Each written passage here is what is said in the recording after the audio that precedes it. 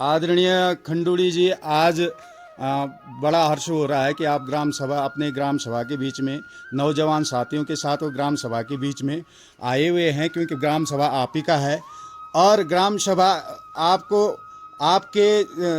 Army कार्यकाल की बहुत सारी शुभकामनाएं देते हैं कि आपने अपनी सेवा पूरे भारत माता को दी है। और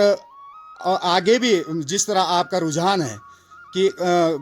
जैसे कि लोग सेवानिवृत्त हो जाते हैं और पलायन की स्थिति हो जाती है कि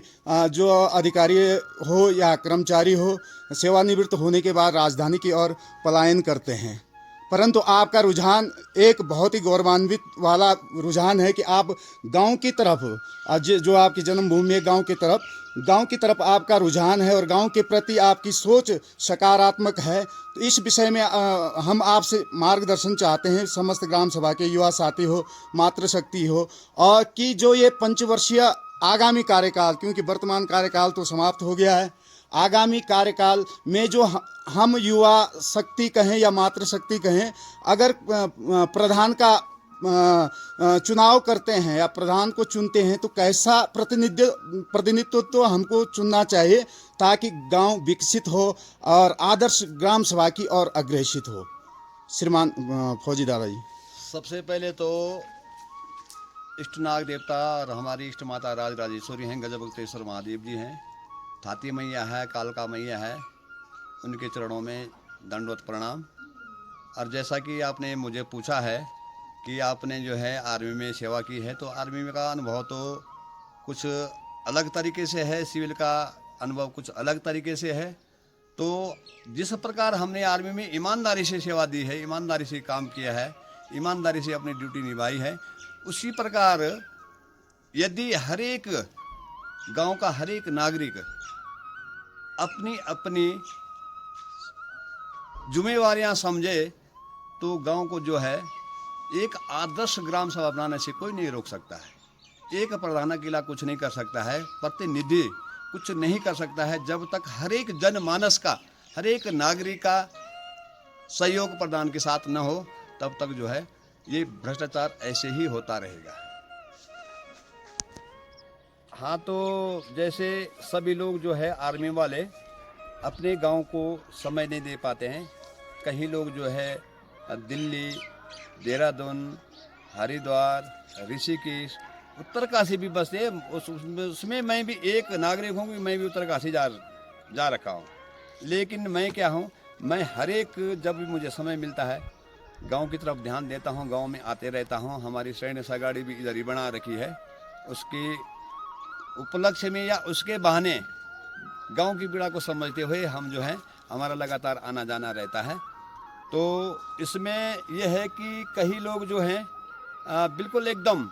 लेकिन अब इस विषय में मैं बोलना चाहूँ तो मैंने पहले भी आज से 10 साल पहले इस ग्राम सभा को करने के लिए कुछ सोचा था कि यदि मुझे इस ग्राम सभा के लोग प्रतिनिधित्व के बारे में चुनते हैं तो मैंने भी जो है एक बार प्रयास किया था कि इस गांव की दशा और दिशा को एक सही रूप में ले जा सकूं। आदरणीय दादाजी, आपकी बात को प्राथमिकता देते हुए, जैसे कि आपने कहा कि आपने पूर्व में चुनाव लड़ा था, ये दुर्भाग्य है ग्राम सभा का कि जो प्रतिनिधि और शिक्षित प्रतिनिधि और अनुभवी आदमी को चुनना और उसका चुनाव करना गांव से छूट जाता है, या उस समय गुमराह हो जाते हैं, या कहें कि शिक्षा की कमी है, जिसका साइड इफेक्ट आपको पता है कि पंचवर्षीय में ग्राम सभा, प्रत्येक ग्राम सभा में जहां भी चुनाव हुए होंगे सब ने साइड इफेक्ट झेला है। और मैं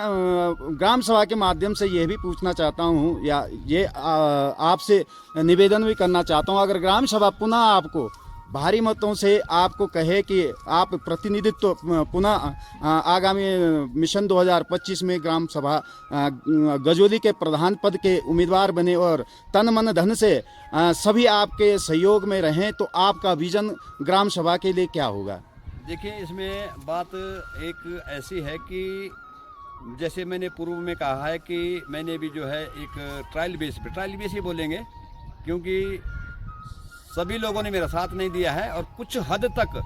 मैं ये चाहता हूँ कि कुछ हद तक जो हमारी सोच नहीं थी उससे भी ज़्यादा मेरे को समर्थन मिला, उसमें दो राय नहीं है। लेकिन मुझे जो है दरकिनार करने के लिए यहाँ कई पार्टियाँ हुई है, कई पार्टियों ने जो है भीतर में जो है भीतराघात भी हुआ है, इसमें भी कोई दो राय नहीं है। लेकिन जब मैं उस समय हारा तो मैंने उसी समय बोला था कि मैं नहीं हारा हूँ, ये मेरी हार नहीं है, ये ग्राम सभा का दुर्भाग्य हुआ है आज और ग्राम सभा की हार है कि उस समय मैं नहीं आ पाया। तो जो भी देखा आजकल जो है जल मिशन पे है, कितना भ्रष्टाचार हो रहा है। हम लोगों ने कई लोगों के कनेक्शन लगवाए हैं, ये शाहजी हैं, मनीष है, और साथ में मैं भी था, अप्रत्यक्ष रूप से मैं भी था इन लोगों के साथ। लेकिन फिर क्या है, हमारे पास जो है ठेकेदार जी भी आए हैं कि हमें जो है माफ़ी दे दो, ऐसा कर दो। लेकिन हमने कहा नहीं, आपने जो है गलत काम किया है ग्राम सभा के साथ, तो आपको अपना काम करना पड़ेगा। इसीलिए 60 के 60 कनेक्शन लगे हुए हैं। और जिन लोगों ने हमने जो है ठेकेदार के पीछे पड़े, उनके घर में एक पाइप भी सीधा नहीं हुआ है। हम उस चीज़ से वंचित हैं, हमें कोई लाभ नहीं मिला है। इसी परिप्रेक्ष्य में आदरणीय फौजी दादाजी, यही जो ये भ्रष्टाचारियों के विरुद्ध जो आपकी मुहिम थी कई वर्षों से पहले कि अगर ग्राम सभा को समृद्ध बनाना है, गांव को खुशहाल बनाना है, तो पहले हमें जो सरकार द्वारा भेजी गई योजना है उनका क्रियान्वयन धरातल पे होना, आप ही के माध्यम से सबको जागरूक किया गया था। और जिसका अभी उसमें जो अभी आप देख ही रहे हैं कि 84 लाख की जल जीवन मिशन की योजना में आपने प्रत्यक्ष अप्रत्यक्ष आपके मार्गदर्शन में अभी वर्तमान में 65 कनेक्शन ग्राम सभा को लाभ मिला है। यह आपकी सोच को आगे प्रेषित करता है और ग्राम सभा को भी ऐसा ही प्रतिनिधित्व चाहिए। नहीं तो ये सारा जल जीवन मिशन का कंडक्ट खत्म हो गया था 1-2 वर्ष पहले ही। परंतु जब आपके द्वारा युवा साथियों को जागरूक किया गया, चाहे मनीष खंडूड़ी के माध्यम से हो, चाहे मैं रुक्मण शाह के माध्यम से हो, या समस्त ग्राम सभा के माध्यम से हो, परंतु एक मार्गदर्शन अनिवार्य है। और जो आपके अंदर शिक्षा है, आपके अंदर अनुभव है, आपके अंदर ग्राम सभा की पीड़ा है, उस पीड़ा के माध्यम से आज किसी न किसी लाभार्थियों को लाभ मिला है। और ग्राम सभा ये आशा करती है आपसे कि आगे भी आप इसी तरह कार्य को और हमारी योजनाओं को क्रियान्वयन करने के लिए एक सहयोग करेंगे। और यह जरूर है कि ग्राम सभा आप पे इस बार आप पे विश्वास जताती है, जिस हिसाब से आप द्वारा किया गया। तो जैसे पहले पंचवर्षीय कार्यकाल में कार्य हुए थे, जिसकी जांच सुचारू चल रही है और जिसमें कई अनियमितताएं हैं, के साक्ष्य में भी आप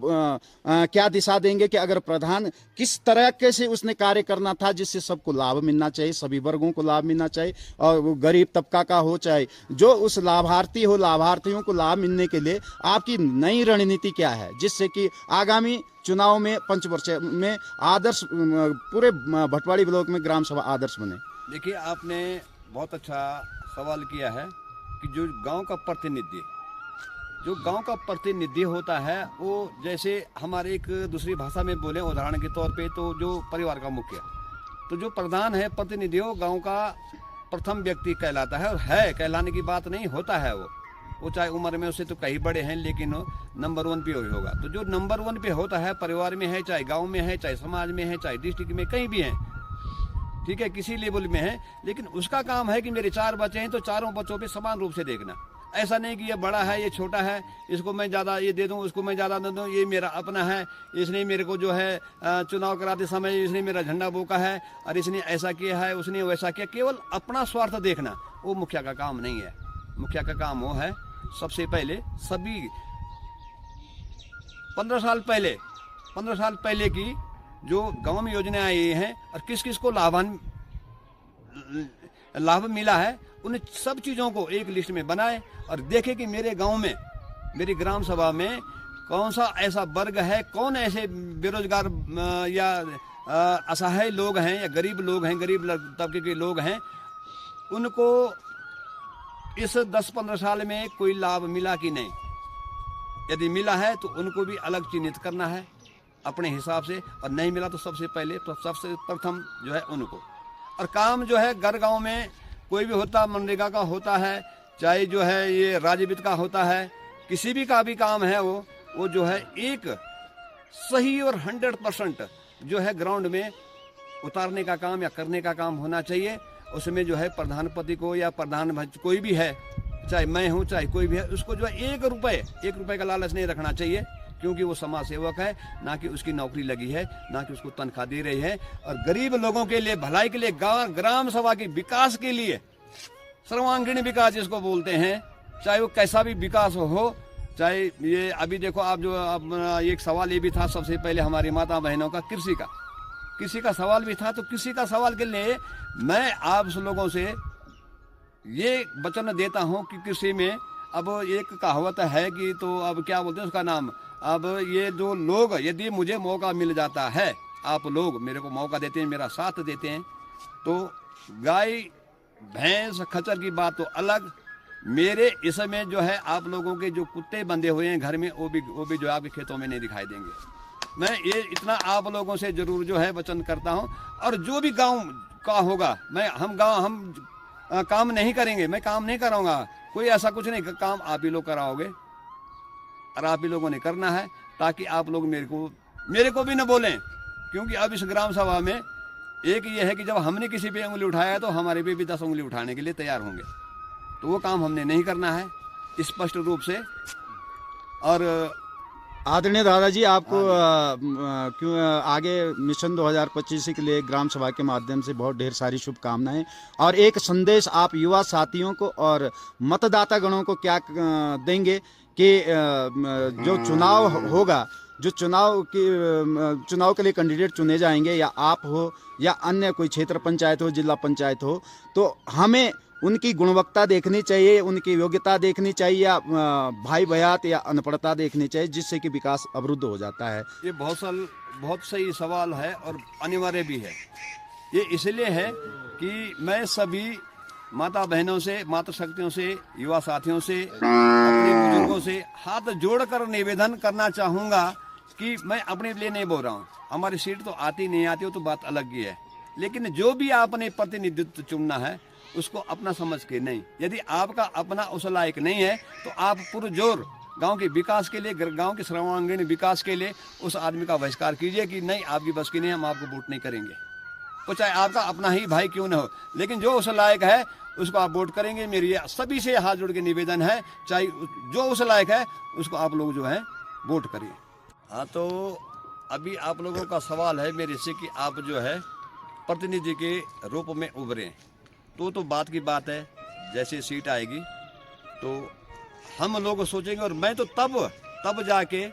सभी युवा वर्ग साथियों से, मातृशक्ति से और अपने बुजुर्गों से निवेदन करूंगा कि एक बार यदि सामान्य सीट आती है तो एक बार आप मुझे पे विश्वास जताइए। मैं तन मन और धन से भी,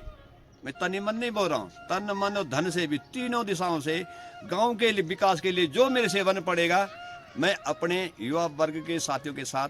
मातृ शक्तियों के साथ कंधे से कंधे मिलाकर काम करूंगा देश के लिए। मैं अपनी मर्जी से कोई काम नहीं करूंगा। मैं जो भी योजनाएं लाऊंगा,